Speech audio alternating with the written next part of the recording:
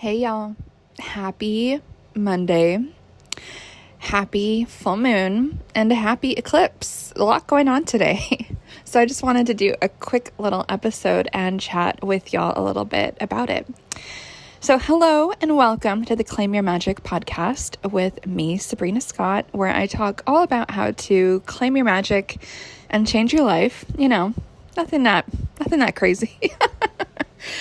Anyway, so let's get into it. Eclipse season. So we are in Aries season right now, all the eclipse season moment that we are currently in. Obviously, only talking about this current little cluster of eclipses, but they're happening in Aries season, kicking off our astrological year with a bang, which is pretty exciting, I will say. The energy right now, I don't know if y'all have taken a breath just to touch base and feel into it, but for me, it has felt pretty seismic, pretty big, pretty contemplative, we're going to make some big changes, but not in like a violent kind of way. So what I'm getting energetically from this moment is not like the death card. It's not like the tower card, although those cards are not necessarily always a bad thing. Like usually there's some rainbow on the other side of the storm when those cards come up. But the change that I'm feeling around this particular full moon, this particular eclipse that is happening today, this energy that we are currently swimming in, for me it feels a little bit more subtle but powerful. It feels very much like the High Priestess tarot card more than anything, where there is so much behind the scenes, so much that's hidden at the moment that I think will begin to reveal itself over this next eclipse cycle. And of course, Mercury is preparing to move into retrograde. It's not there yet, but as we're moving into this series of astrological moments, it does feel like this kind of quiet, meditative, contemplative, observant, slow burn, where there are these subtle little shifts underneath the surface that are currently being rearranged. And I think we're at that point where we're standing above ground and we can feel the plates, the soil, the ground shift subtly beneath our feet. Maybe we trip a little bit. Maybe we get a little bit off balance. Maybe we feel a little seasick, even motion sick. But the full culmination of those changes has not yet burst and broken the surface. That's what I'm feeling right now in terms of the energy. And so it's so funny. I had a lovely person in my Claim Your Magic community and membership ask during my spring equinox class a week or two ago now about, oh my God, should I do magic during the equinox, the spring equinox, or the eclipse? What do you recommend? And I honestly, I'm one of those people that's like, okay, let's not overwhelm us. Let's choose one. And so what I recommended was if the person was feeling growthy, planting seeds, kind of more positive, kind of constructive, equinox was the time to do the things. If they're feeling a little bit destructive, like let's blow things up, let's completely rearrange the chairs, let's completely reconfigure the home, let's just explode stuff and see where the things fall, then it would be the eclipse. And so who knows, maybe you guys listen to this have missed your opportunity to dive into spring equinox magic. That's okay. There'll be other opportunities to do magic around balance, summoning things to us, and these kind of lovely growthy kind of springtime vibes. Like, don't worry, there's always a way to work with the astrology, the moon, the sun, your own energy, your own neighborhood, what is going on seasonally. There's always a way to work with whatever is going on in order to do the magic that you want to do. But with the eclipse, I do feel like, and this is so interesting, I was chatting with a friend the other day who is down in the States, and we were talking a little bit about tornado drills and what that was like to grow up in a place where you kind of just had to, hide under the desk and hope that the tornado wasn't going to flatten you, basically. And this friend is down in Texas now and sent me a really hilarious tornado shelter, which looked like a little mini, 3-person prison, basically. And we were just kind of talking about it and making some jokes about it and just contemplating what it's like to live down in that southern part of the States versus where we both live now in Toronto. It was a pretty interesting conversation. But the reason I'm bringing this up is I feel like right now, eclipse season, we're kind of beginning to feel these rumblings, right? Maybe we get our tornado shelter ready.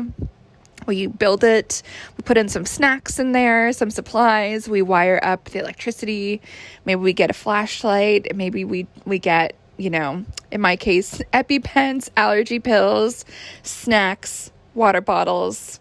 I guess in my case too, cat food, litter box, so the cats can go in there with me. All of that stuff. What do we need to prepare for, let's say, something like a tornado that can completely shift our life, our awareness, our reality in a split second? And maybe the tornado goes through and nothing really happens. Maybe things shift up a little bit. And I do feel like eclipse season right now, it's bringing to mind for me that similar energy of, there's potentially going to be some destruction happening. There's going to be some stuff that's going to be swept up in that change-making process. Some of it may be stuff that we are going to mourn the fact that it's been swept up and now it's gone. And other things, we might be like, good riddance. I tried to dislodge that for years and I couldn't shake it free. So now I am free of that, thank God. I do feel that this eclipse season is going to be a mix of these energies. I do feel like it is going to be very much like doing our tornado drills. For anyone who, like me, grew up doing that stuff. And just being aware of the fact that change is such a constant. Whether that is the seismic change of the Tower card or the Death card, or whether it is like this eclipse energy, Mercury retrograde energy that's going to be coming up, not yet, but soon, in a few weeks. But I do think that change, even though it can be difficult, it's really what makes the world go round. And if we don't take ownership of our lives, and if we don't decide to be the ones that make those hard choices, that instigate change, that take action, well, then we're probably just going to be along for the ride when other people make choices for us. And I think it can be tough to be in a position where we decide to instigate changes in our own lives. It can be scary to take those risks, absolutely. And what I see in a lot of folks is this movement towards, and this is maybe ironic that I'm setting it up this way, stagnation. People just get caught in a rut. They get stuck. They're in the mud. Their life becomes molasses. And it might be kind of sweet. I guess molasses is kind of sweet. But you can't really move. And molasses, I don't know about you guys, but I think it kind of tastes like shit by itself. Molasses really only comes alive when it's mixed with other ingredients. And so I totally get some aspect of why folks might stagnate. It's comfortable, it's cozy, it's familiar. And I think sometimes people just walk the path so many times that you forget there wasn't always a trail there in the grass. People forget, I created that trail by walking that same exact path 1 million times. People forget that things used to be otherwise, and that can also mean that the future can be otherwise. whether that is, replanting some grass or seeds or plants or whatever in that place that right now is a walking path, or whether it's just moving to a completely different path entirely, creating a new path, or going on one that others have trod before. We each have our own journey, and I'm so respectful of that, and I think that's absolutely wonderful. At the same time, I do really feel that stagnation is a form of death. And not death in the fun tarot card way, where death represents transformation. I actually feel like stagnation can be this complete lack of transformation, this abandonment of transformation and positive change. And by positive change, I mean change that ultimately leads to growth.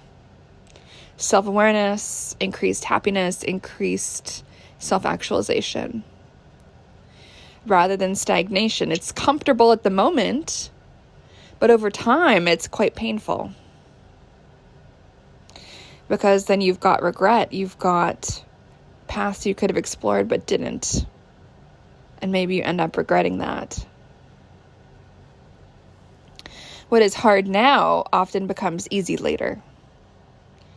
Taking the risk, doing something new, meeting new people, launching a product, writing a book. It reminds me of the very cheesy phrase, no pain, no gain.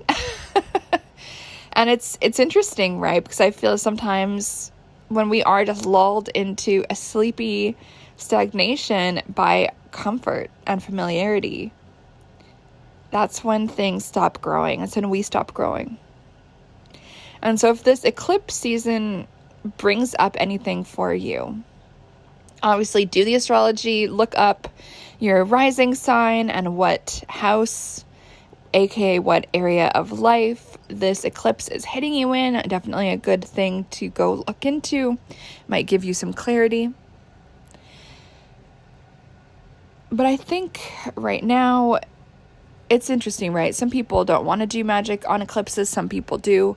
I think listen to your intuition. Do what you feel called to do. I know for myself, I'm going to be spending this eclipse season, at least right now, doing some of that contemplative work, being insular, despite recording this podcast today, being a little bit isolated intentionally, and really sitting with myself, my choices, where I want to go, and what I want to release, since we have right now a South Node eclipse, what I want to release around some of these things. And I would really recommend doing the same. Doing a little life audit and saying, okay, what is working for me and what isn't about what I'm doing? What is working for me about the people I'm spending time with and what is not? What are some maybe new kinds of people I want to connect with? What about your habits around money? Are you overspending? Or on the contrary, do you never indulge in any self-care or self-growth type of spending?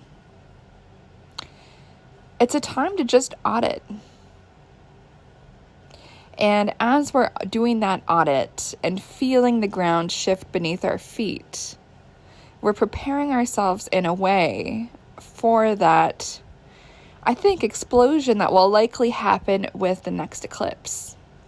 And I think it's April 8th or something, April 6th, I can't remember. But the energy really is changing. And I think it's best not to be caught unawares by it and to take some ownership for instigating some changes of our own. Okay, that's it for now. That's the episode. Happy eclipse, happy full moon. I hope this hits you guys in a growth-oriented, contemplative way. And if you do want to connect with myself and others who are on this witchy path of self-growth, self-questioning, self-improvement, and just really interesting conversation, go over to claimyourmagic.com/membership, and you can learn all about my Claim Your Magic community and membership, which I'm trying to tell everyone about because it is honestly really fun and I can't wait to see what it blossoms into over the next few months. The class for April is going to be on living a life authentically, which I'm really stoked for. I've had a lot of requests to teach this. Okay, friends, that's all. I hope you enjoy your eclipse day, your full moon energy. I'll catch you guys on the flip side. Bye.